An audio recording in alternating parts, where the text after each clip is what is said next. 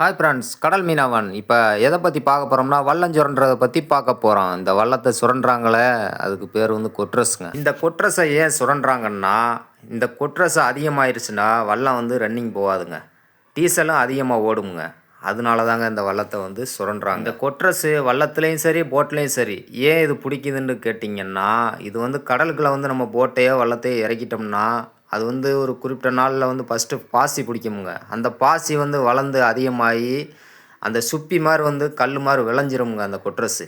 அது விளைஞ்சிருச்சுன்னா அந்த போட்டோட ரன்னிங்கும் குறைஞ்சிரும், வல்லத்தோட ரன்னிங்கும் குறைஞ்சிருங்க. இந்த கொட்ரஸை சுரண்டுறனால நமக்கு என்ன லாபம்னு கேட்டிங்கன்னா, டீசல் வந்து கம்மியாக ஓடுங்க. வல்லத்துக்கு 10 லிட்டர் ஒரு இடத்துல 12 ஓடுமுங்க. போட்டுக்கு 100 லிட்டர் ஒரு இடத்துல 120 லிட்டர் ஓடுமுங்க. அப்போ போட்டுக்காரவங்க சுரண்டாங்கன்னா 20 லிட்டர் மிச்சம் பண்ணலாம், வல்லத்துக்காரவங்க சுரண்டாங்கன்னா 2 லிட்டர் மிச்சம் பண்ணலாமுங்க. அதனால தாங்க சுரண்டு. போட்டு வேலை பார்க்குறாந்தா மேலே ஏற்றி சுரண்டுவாங்க. போட்டு வேலை வரலைன்னா தண்ணிக்கு உள்ளே சுரண்டிடலாமுங்க. உள்நீச்சல் ஓடி ஓடி சுரண்ட ஆள் இருக்குங்க. கடல் மீனவன். நன்றிங்க.